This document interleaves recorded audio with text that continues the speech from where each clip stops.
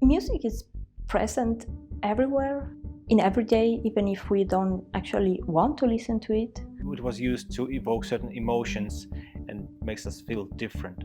That mood regulation is the most important reason why we humans listen to music. We actually change our behavior depending on the music. People who listen to music to feel better.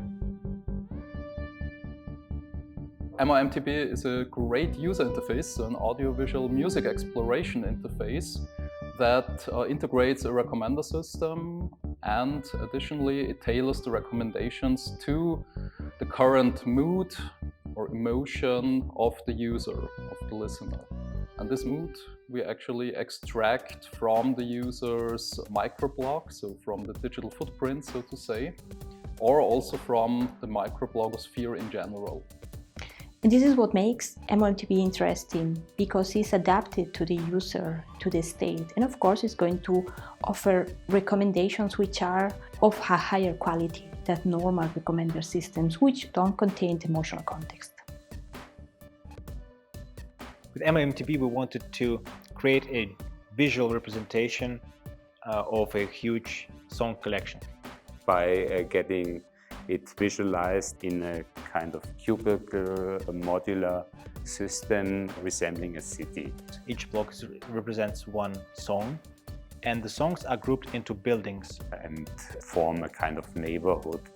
Every district is a music that sounds in a similar way. This in turn means that every district is representing one genre. By moving around, user can move from genre to genre gradually and hearing how the sound is changing. At the very beginning, we put the user into their familiar space. After that, the user will be able to navigate from the city.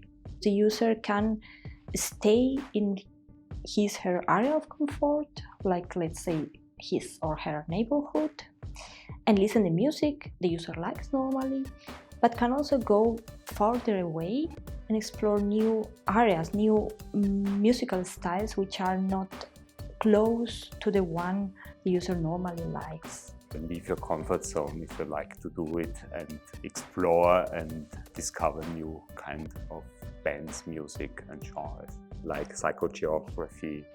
You are floating around in a city and decide in a minute if you go left or right. It's impossible for a human being to get some kind of overview. There's a lot of tracks, but you don't see it. And when it's a huge landscape planted with colorful blocks which all have different genre, different story, they intervene somehow into each other. This is very interesting to explore, and it really allows us to appreciate the sheer volume of available music. EmoMTB is something new, is something which hasn't been there before. It's a cool interface, of course, to broaden the musical horizon, to diversify maybe their music interests, because our EmoMTB system is capable of visualizing, well, 500,000 musical tracks, which is much more than a user usually listens to. Getting out of your own filter bubble, of your own focused, narrow music taste is definitely worthwhile and can be achieved using the interface. And of course also to tailor the recommendations or the exploration of music to your current mood. And so I think it's an unusual experience to actually see the music in a way, to see and navigate through it as if it was a real city. The big advantage of EmoMTB is that it is really accessible. And especially for people who may be not so familiar with technology, older people who could find a way to actually interact actively with new music, and they might get also interested to later on use more traditional recommender systems. You really don't need to know any band names, any genres to navigate it successfully, which is a really big advantage. There are a huge number of genres and they have complicated names, and bands often have unreadable symbols in their titles, which also happens.